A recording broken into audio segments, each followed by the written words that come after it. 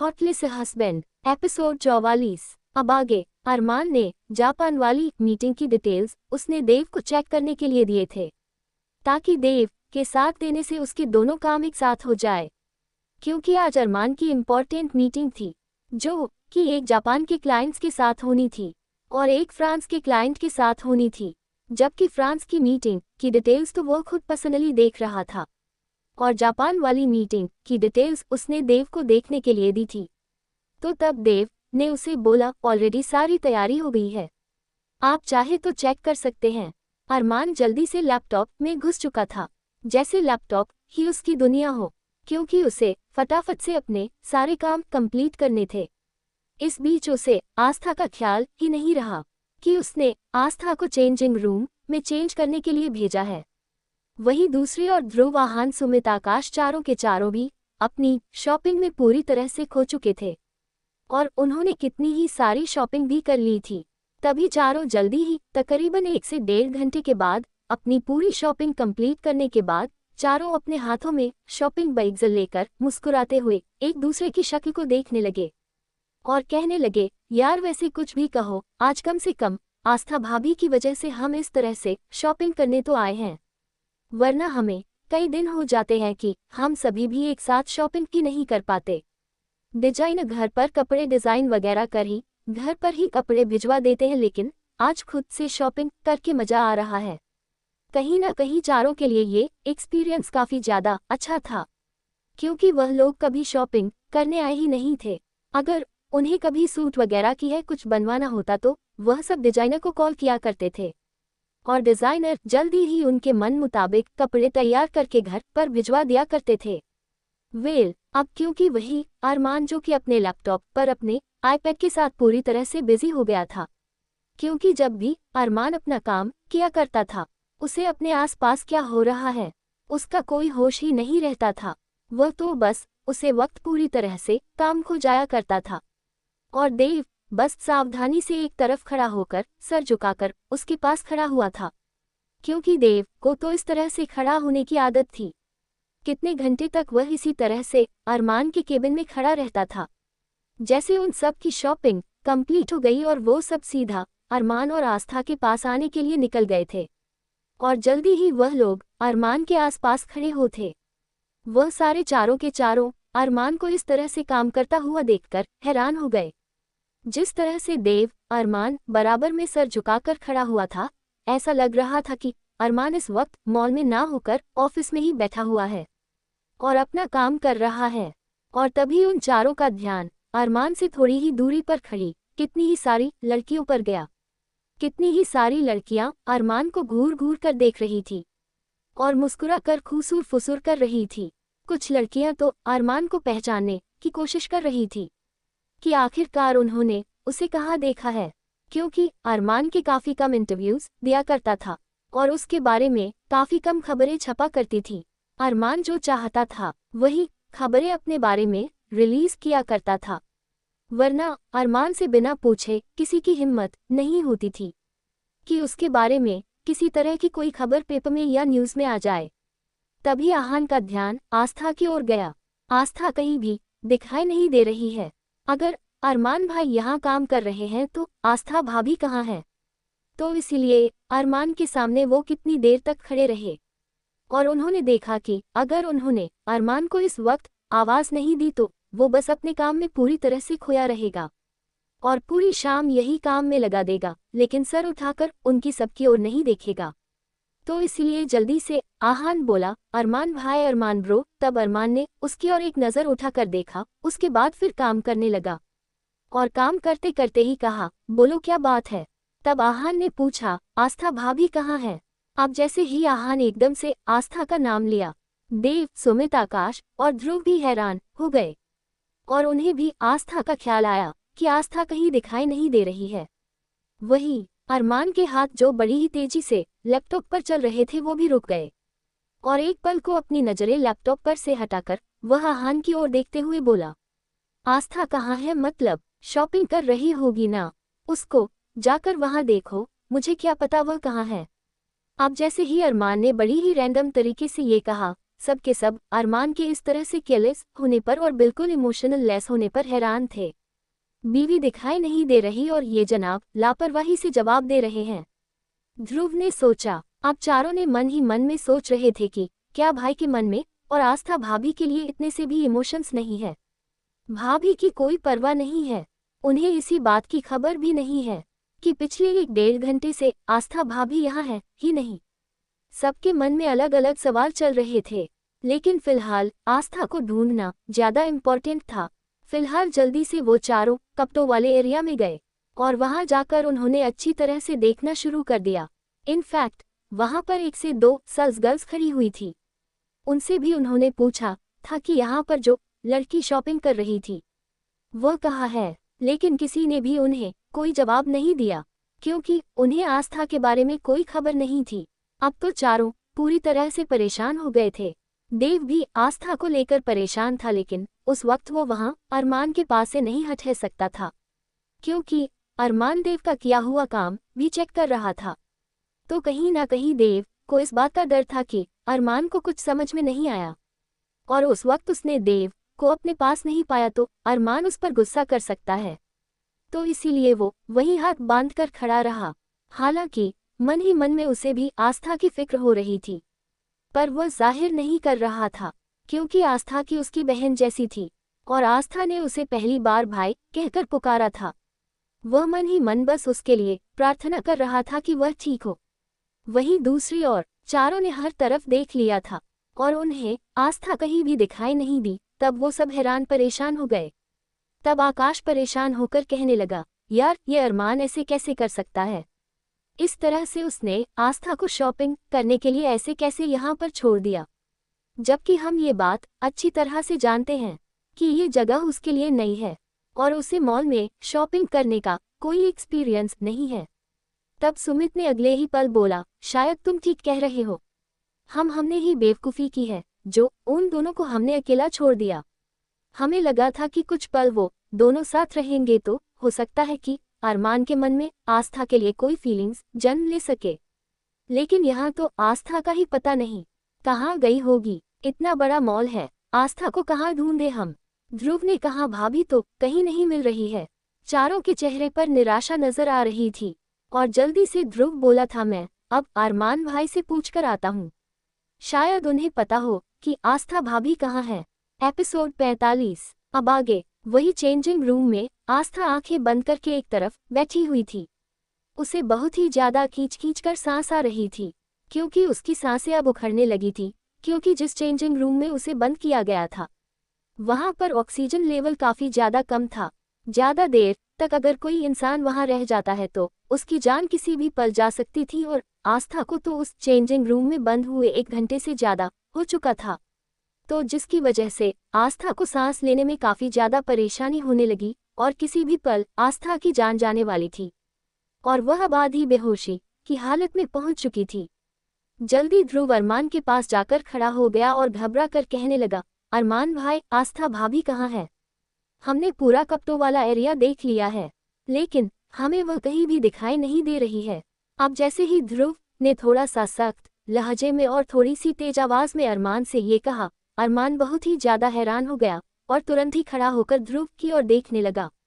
अरमान के इस तरह से देखने पर ध्रुव के शरीर में कपकपाहट शुरू हो गई थी, लेकिन उसने अपने डर को उसने अपने चेहरे पर आने नहीं दिया और एक बार फिर थोड़ा सा धीमे लेकिन कड़े शब्दों में बोला था, भाई, आस्था भाभी मिसिंग है क्या?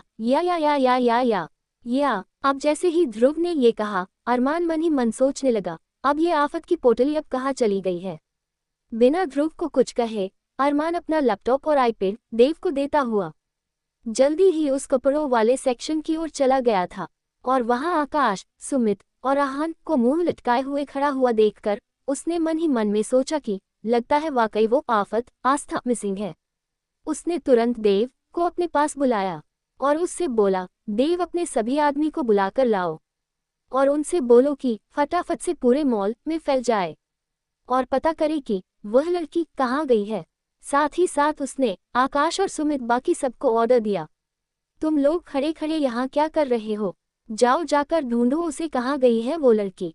याद रखना, अगर वो लड़की नहीं मिली तो मुझसे बुरा कोई नहीं होगा। अब अरमान की इस तरह की बात सुनकर वह पांचों भी मन ही मन में काफी ज्यादा इरिटेट हो चुके थे। मुंह बनाकर सोचने लगे कि अरमान ने खुद तो लापरवाही की है। उसने खुद अपनी बीवी पर ध्यान नहीं दिया और उन्हें गुमा दिया, और हम पर इस तरह से हुक्म चला रहा है जैसे कि सारी गलती हमारी ही है। लेकिन वह पांचों आस्था को ढूंढना चाहते थे, इसलिए जल्दी ही वो सब अलग अलग जगहों पर फैल चुके थे और वो सब हर एक फ्लोर पर जाकर अच्छी तरह से चेक करने लगे। साथ साथ देव ने अरमान के सिक्योरिटी को फोन कर दिया था, जिससे काफी सारे सिक्योरिटी गार्ड्स वहां मौजूद थे। जल्दी ही सिक्योरिटी गार्ड्स पूरे मॉल में फैल चुके थे, क्योंकि भले ही अरमान ने अपने सिक्योरिटी को गार्ड्स को दादाजी के साथ घर पर भेज दिया था, लेकिन अरमान की सिक्योरिटी करना उनकी फर्स्ट प्रायोरिटी थी। तो इसीलिए और दादाजी को घर छोड़ने के बाद उसकी सिक्योरिटी गार्ड्स ऑलरेडी मॉल के बाहर मौजूद थे। तो जैसे ही देव ने उन्हें फोन किया, वह कुछ मिनटों में सिक्योरिटी गार्ड्स अंदर आ गए। अरमान उसी कपड़ों के सेक्शन में एक जगह बैठ गया और सोचने लगा कि आखिरकार वो लड़की यहाँ से कहाँ जा सकती है। कहीं ऐसा तो नहीं कि मैंने जो उसे धमकाया था उस वजह से वह यहाँ से चली गई हो, या फिर उसे ये लगने लगा हो कि उसका राज मुझ पर खुल चुका है तो इसीलिए वो आफत यहाँ से भाग गई हो। अरमान सोचने लगा, तुम कहीं भी जाकर छुपो, मैं तुम्हें हर हाल में ढूंढ कर लूंगा, तुम्हें तुम्हारे किए की सजा देकर ही रहूंगा। कहीं ना कहीं ये सब सोचते हुए अरमान चेहरा खतरनाक लग रहा था। अरमान को रह रहकर लग रहा था कि आज तक किसी की भी इतनी हिम्मत नहीं हुई है कि वो अरमान सिंघानिया के पूछे बिना बैग भी जाए, लेकिन ये लड़की अरमान सिंघानिया को बताए बिना ऐसे कैसे जा सकती है।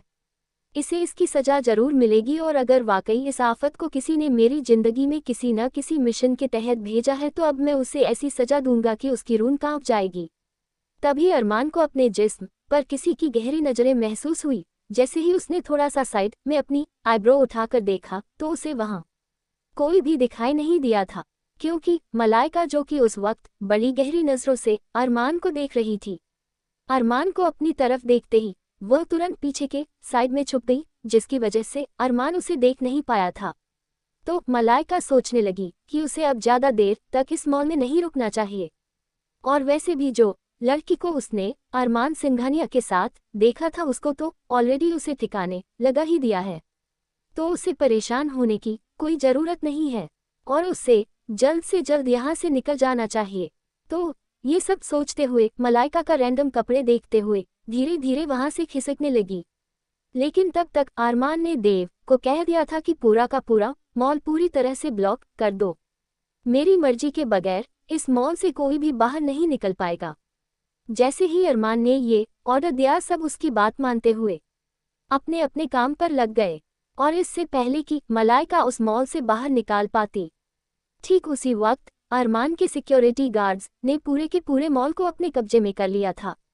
और अब जितने भी मॉल में काम करने वाले लोग थे वह सभी एक जगह जमा हो गए थे, और सभी आदमियों को जो जहां था उसकी केवल 5 मिनट के अंदर सीधा माल का जो फर्स्ट फ्लोर था उन्हें पर आने के लिए कह दिया गया था। और जल्दी ही जितने भी लोग उसे मॉल में मौजूद थे, जो शॉपिंग करने के लिए आए थे, साथ साथ जो सेल्स गर्ल और जो वहां पर काम करने वाले स्टाफ था, वह सभी को सभी नीचे हॉल में जमा हो चुके थे। सब कंफ्यूजन में एक दूसरे को देख रहे थे, आखिर यहाँ चल क्या रहा है, क्यों हमें इस तरह से यहाँ इकट्ठा किया गया है। क्योंकि अरमान की सिक्योरिटी गार्ड्स के पास बंदूक थी, बंदूक के बल पर उन्होंने जल्दी ही सबको नीचे जमा कर लिया था। और तब अरमान ने एक जगह ऊपर सेकंड फ्लोर से ही नीचे खड़े हुए सारे लोगों को देखना शुरू कर दिया था, लेकिन उन सब बीच आस्था उसे कहीं भी दिखाई नहीं दी। तो वो कहाँ जा सकती है, इस वक्त तो मॉल में कोई भी मौजूद नहीं है। अरमान ने अपने सिक्योरिटी गार्ड्स को मॉल के हर एरिया में चेक करने के लिए भेज दिया, कहीं कोई रह तो नहीं गया। वही मालिका खून का घूंट पीकर रह गई। जिस तरह से अरमान आस्था को ढूंढ रहा था उसे रह रहकर बहुत ज्यादा बुरा लग रहा था, और वह सोच रही थी कि आखिरकार ये लड़की है कौन जो उसका बॉस उसे ढूंढने के लिए इतना ज्यादा पागल हुआ बैठा है। लेकिन सीधे तरीके से वो अरमान से कुछ नहीं कह सकती थी, और ना ही वह आस्था के बारे में पूछ सकती थी। वह सिर्फ सेक्रेटली उसका पता लगाना चाहती थी, आखिर ये लड़की है कौन। लेकिन अब तो उसने सोच लिया था कि अब तो वह लड़की कुछ ही देर में मरने वाली होंगी। क्योंकि उसने सारी चीज अच्छी तरह से पता की थी कि अगर कोई भी इंसान 3 घंटे से ज्यादा उस चेंजिंग रूम कैद होकर रह जाता है तो ऑक्सीजन प्रॉपर तरीके से ना मिलने के कारण उसकी जान किसी भी पल जा सकती थी। वहीं दूसरी ओर आस्था को उस चेंजिंग रूम में कैद हुए 1.5 घंटे से ज्यादा हो चुका था। इस बीच उसकी आंखें हल्की हल्की खुल रही थी, हल्के हल्के बंद हो रही थी। वह बुरी तरह से आधी बेहोशी की हालत में पहुंच चुकी थी। सुमित, आकाश, ध्रुव और आहान सभी एक जगह इकट्ठा हो गए थे और अरमान के आसपास आकर खड़े हो गए और चारों का मुंह पूरी तरह से उतरा हुआ था। अब अरमान खुद अंदर ही अंदर थोड़ा सा परेशान हो उठा था कि आखिरकार वो लड़की इस तरह से यहाँ से कहाँ जा सकती है। उसे तो मैंने कपड़े चेंज करने के लिए बोला था और उसके बाद से वह लड़की कहाँ जा सकती है, मुझे कुछ समझ में नहीं आ रहा है। कहीं उसे मेरी कोई बात बुरी तो नहीं लग गई। अगर आस्था नहीं मिली तो दादाजी क्या सोचेंगे? क्या दादाजी उसे कभी माफ कर पाएंगे? नहीं, मैं हर हाल में उस लड़की को ढूंढ कर रहूंगा। उसकी वजह से मैं अपने दादाजी को किसी भी कीमत पर नाराज नहीं कर सकता। कहीं ना कहीं ये सब सोचते हुए अरमान ने जल्दी ही सिक्योरिटी गार्ड्स को अपने पास बुलाया और कहने लगा था, फटाफट से इस एरिया और चेंजिंग रूम के बाहर का सीसीटीवी फुटेज लेकर आओ और चेक करो वो लड़की जब मेरे साथ थी ठीक उसी वक्त की फुटेज चलाओ। अब अरमान ने जैसे ही सीसीटीवी फुटेज मंगवाए और उसे चेक करने का फैसला किया, अब तो वह सल्सगल और साथ ही मलाइका दोनों की आंखें हैरानी से उनकी फैल चुकी थी, क्योंकि वह सल्सगल पैसों के चक्कर में ये बात भूल चुकी थी कि मॉल के हर एक एरिया में हर एक केबिन में सीसीटीवी कैमरास लगे हुए हैं और सल्सगल आस्था को बंद करते हुए वह कैमरा में रिकॉर्ड हो गई होगी तो उसके लिए ये से ठीक नहीं होगा, क्योंकि इस वक्त अरमान के जितने भी सिक्योरिटी गार्ड्स थे सभी के हाथों में बंदूक थी और सभी एक से बढ़कर एक हथियार लिए हुए थे। कहीं ना कहीं वह सल्सगल सोच रही थी इस बात के बारे में पता चलेगा तो अरमान उसके साथ वो क्या करेगा, उसे कौन सी सजा देगा, क्योंकि जिस तरह से सभी सिक्योरिटी गार्ड्स के हाथों में बंदूक थी और साथ ही अरमान का खतरनाक ओरा देखकर वह सल्सगल अंदर तक कांपने लगी थी और उसके चेहरे पर डर साफ नजर आ रहा था। उसने तो सोचा था कि आस्था एक मामूली सी लड़की है और जो लड़की उसे इतना ज्यादा पैसा दे रही थी, मलाइका अपनी किसी पर्सनल रीजन की वजह से उसने जलन के मारे उसे बंद करवाना चाहती है, तो बस यही सोचकर उसने उसे वहां पर बंद करवा दिया था। लेकिन अब तो आस्था को इस तरह से ढूंढता हुआ देखकर उसके माथे से पसीना निकलना शुरू हो गया था और कहीं ना कहीं उसे लगने लगा था कि अगर सीसीटीवी फुटेज में अगर वह शो नजर खो गई तो तब क्या होगा। अब वह सल्सगल टांगे खड़े खड़े ही कांप रही थी। मलाइका भी उस सल्सगल को कहीं नजर नहीं आ रही थी। मलाइका ने अपने चेहरे को कवर कर लिया था ताकि वह सल्सगल अब मलाइका को देख ना पाए, क्योंकि अपना काम होने के बाद मलाइका उसे किसी तरह का कोई कॉन्ट्रैक्ट नहीं रखना चाहती थी और वो चुपके से वहां से निकलने की फिराक में थी। वहीं दूसरी ओर जल्द ही अरमान और सभी एक साथ खड़े होकर अब सीसीटीवी कैमरे की फुटेज देखने लगे और उसमें वह सीन दिखाए जाने लगा जब अरमान ने रैंडम एक ड्रेस उठाकर बिना उस ड्रेस की ओर देखे आस्था को थमा दी थी। वहीं आस्था कभी उस ड्रेस को देखती फिर अरमान को देखती है और फिर अपने आसपास देख रही थी। तब अरमान ने जैसे ये फुटेज देखा एक पल को वो भी थोड़ा सा अनकंफर्टेबल हो गया था, उसे भी बहुत अजीब सा लगने लगा था। लेकिन उसके बाद उसने आगे फुटेज देखना शुरू कर दिया। आस्था वो कपड़े लेकर चेंजिंग रूम की तरफ फिर जा रही थी और जल्दी ही वो चेंजिंग रूम में चली गई थी। उसके बाद उस फुटेज में अरमान वहां से हटकर सीधे देव के पास जाकर उसकी कुर्सी पर बैठ गया था और आस्था चेंजिंग रूम में से अभी तक बाहर नहीं निकली थी। फिर उसी फुटेज में तभी वह सल्सगल 5 से 10 मिनट गुजरने के बाद वहां आई थी। उसने अपने आसपास चारों तरफ अच्छी तरह से देखा और जल्दी ही उसने उस चेंजिंग रूम का दरवाजा बाहर से लोग बंद कर दिया था। अरमान ने और बाकी सब ने जैसे ही ये फुटेज देखा उनकी आंखों से अंगारे बरसने लगे, क्योंकि जब भी कहीं किसी के साथ गलत होता था या फिर इस तरह की हरकत किसी पर होती थी, उन चारों के खून अपने आप ही खोलने लग जाया करता था। और अब अरमान ने जल्दी ही उसे मॉल के सिक्योरिटी गार्ड्स वालों को बुलाकर खतरनाक आवाज में कहा कि मुझे ये सर्सगर्ल लड़की अभी इसी वक्त यहाँ चाहिए। और फिर अरमान जल्दी से उस चेंजिंग रूम की ओर भाग कर गया जहाँ पर आस्था को कैद किया गया था। आस्था जो कि आधी बेहोशी की हालत में थी, अब तो उसकी हालत और भी ज्यादा खराब हो चुकी थी और वो पूरी तरह से बेहोश हो चुकी थी। और जैसे ही अरमान हड़बड़ाहट से उस चेंजिंग रूम के बाहर गया और तुरंत दरवाज़ा खोल दिया, आस्था जो कि दरवाजे से पिठ लगाकर बैठी हुई थी, तुरंत बेहोश आस्था की गर्दन उस दरवाजे के खुलते ही बाहर की ओर झूम सी गई थी। और अरमान ने जल्दी से आस्था को गिरने से पहले उसे अपने हाथों में संभाल लिया था। उसकी नज़र आस्था के पहने हुए कपड़ों पर गई। उसने देखा कि बेहोश होने की वजह से आस्था जैसे ही गिरी, तुरंत उसका दुपट्टा जो उसने अपने शरीर पर लपेट रखा था वह तुरंत ही उसके शरीर से सरक गया था। अरमान के आंखों के सामने आस्था का खूबसूरत जिस्म रिवील होने लगा था, लेकिन अरमान ने जल्दी से आस्था को दुपट्टे से फिर से कवर किया, क्योंकि इस वक्त इतना टाइम नहीं था कि फिर से आस्था के कपड़े बदले जा सके। एपिसोड 46। अब आगे अरमान ने फटाफट से आस्था को चेक किया, फिर उसकी कंडीशन का अंदाजा लगाते हुए फिर उसने जल्दी से आस्था को अपनी गोद में उठा लिया था और फटाफट से वहां से लेकर बाहर आया गया जहां पर उसके दोस्त मौजूद थे और ऑर्डर वाले टोन में कहने लगा, जिसने भी ये सब क्राइम किया है उसे पकड़कर फार्म हाउस पर ले आओ। साथ ही वो अपने दोस्तों को कुछ इंस्ट्रक्शन देने के बाद आस्था को लेकर बाहर की ओर चला गया था। वही मलाइका ने जब ये देखा कि अरमान उस लड़की को अपनी गोद में उठाकर वहां से बाहर की तरफ जा रहा है, उसने दोनों हाथों की मुट्ठी को कसकर बंद कर लिया था। उसके बड़े बड़े नेल्स उसके हाथों में धंसने लगे और वह सोचने लगी कि ये लड़की आज तो बच गई, लेकिन अगली बार से मैं इसे नहीं छोड़ूंगी। अगर ये मुझे मेरे अरमान के आसपास भी नजर आई तो इसका इससे भी बुरा हाल करूंगी।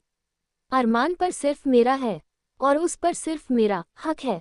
जल्दी ही वो भी अरमान के जाने के बाद वहां से बाहर निकलने लगी, क्योंकि आस्था अब मिल चुकी थी तो जल्द ही पूरे मॉल के दरवाजों को अनब्लॉक कर दिया गया। लेकिन उससे पहले ही उस सर्सगर्ल को पकड़ लिया गया था, जिसे लेकर वह चारों उसे फार्म हाउस की ओर लेकर रवाना हो चुके थे। वहीं वो सर्सगर्ल कुछ बोल ही नहीं पा रही थी, क्योंकि उसके मुंह पर ऑलरेडी उन्होंने कपड़ा ढक दिया था और उसके हाथ को पीछे बांध दिया गया था। किसी की इतनी हिम्मत नहीं हुई कि वह अरमान सिंघानिया के आदमियों को रोक सके, क्योंकि उस वक्त वहां पर ध्रुव, सुमित, आकाश और देव आहान पांचों के पांचों बड़े ही खतरनाक लग रहे थे, जैसे उनमें कोई इमोशंस ही नहीं है। वही दूसरी ओर अरमान आस्था को अपनी गोद में लेकर ही गाड़ी में बैठा हुआ था और सोचने लगा, बेवकूफ कहीं की, अगर चेंजिंग रूम में बंद था तो क्या ये मुझे फोन नहीं कर सकती थी। और तभी उसे रियलाइज हुआ कि आस्था का फोन नंबर तो उसके पास था ही नहीं, न ही आस्था मंदिर में अपना फोन लेकर गई थी। क्या जरूरत है इस तरह के कपड़े पहनने की? अगर मैंने ऐसे कपड़े दिए भी थे तो क्या ये मुझे बता नहीं सकती थी कि ये कपड़े वो नहीं पहन पाएगी? कहीं ना कहीं अरमान अपने आप ही सवाल जवाब किया जा रहा था। असल में तो आस्था की ऐसी हालत देखकर वह अंदर ही अंदर काफी ज्यादा डर गया था और जल्द से जल्द आस्था को होश में आते हुए देखना चाहता था। ऊपर से आस्था के कपड़े जिसमें वह बेहद अट्रैक्टिव लग रही थी, जिसकी वजह से अरमान को अपने जिस्म के अंदर से तपता हुआ महसूस हो रहा था। और फिर जल्द ही गाड़ी शहर के एक मशहूर हॉस्पिटल के बाहर खड़ी हुई थी। अरमान ने जल्दी से आस्था को लेकर अस्पताल के अंदर गया और सीधा डॉक्टर रश्मि को उसने आस्था को चेक करने के लिए कहा। डॉक्टर रश्मि एक जानी मानी डॉक्टर में से ही एक थी। अरमान डॉक्टर रश्मि को अच्छी तरह से जानता था, क्योंकि एक समय पर डॉक्टर रश्मि अरमान के साथ पढ़ी थी, तो एक तरह से वो अरमान की क्लासमेट थी और अरमान ने उसे ही आस्था को चेक करने के लिए कहा था। एक पल को रश्मि अरमान के साथ किसी लड़की को देखकर चौंक गई थी, लेकिन जब उसने ये देखा कि अरमान की आंखों में इस लड़की के लिए सिर्फ फिक्र है, तो वह हैरान हो गई। अरमान ने उसे सारा मामला समझाया। रश्मि ने फिलहाल अरमान से किसी तरह का कोई सवाल नहीं किया था और जल्दी से वह आस्था को ट्रीट करने लगी और जल्दी ही उसने उसे इंजेक्शन से दिए, उसे ऑक्सीजन मास्क लगा दिया था और साथ ही उसे ग्लूकोज वगैरह चढ़ाना स्टार्ट कर दिया था, क्योंकि उस वक्त आस्था का ग्लूकोज लेवल काफी ज्यादा कम को हो चुका था। और साथ ही उसकी ब्रीदिंग कंट्रोल नहीं हो रही थी। उसकी सांसें से खींच खींच कर आ रही थी। तो उसे ऑक्सीजन से देना जरूरी था। और करीब 1 से 1.5 घंटे के ट्रीटमेंट के बाद आस्था के हालात अब थोड़े से स्टेबल हुई थी। और अरमान अब तक बिना पल के झुकाए उस वार्ड की तरफ देखता रहा जहां पर आस्था का ट्रीटमेंट किया जा रहा था। रह रहकर उसे इस बात की सबसे ज्यादा फिक्र हो रही थी। अगर आज आस्था को कुछ हो गया तो दादाजी को वो क्या जवाब देगा, क्योंकि अपने दादाजी को वह किसी भी कीमत पर नाराज नहीं कर सकता था।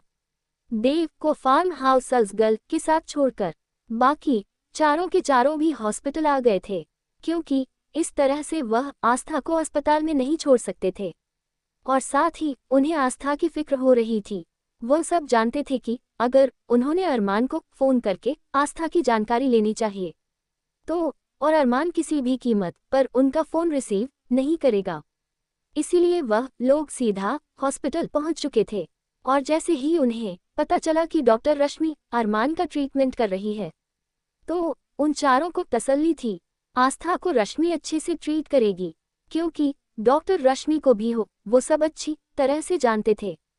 इसलिए असल में डॉक्टर रश्मि आकाश को काफी ज्यादा पसंद किया करती थी और उसने खुद से आकाश को प्रपोज किया था, लेकिन आकाश ने उसे साफ साफ इनकार कर दिया था और साथ साथ उसे खुद से दूर रहने के लिए भी बोल दिया था। लेकिन डॉक्टर रश्मि ने भी अपने मन में आकाश को पूरी तरह से बैठा रखा था, तो इसलिए उसने भी शादी ना करने का फैसला ले लिया था।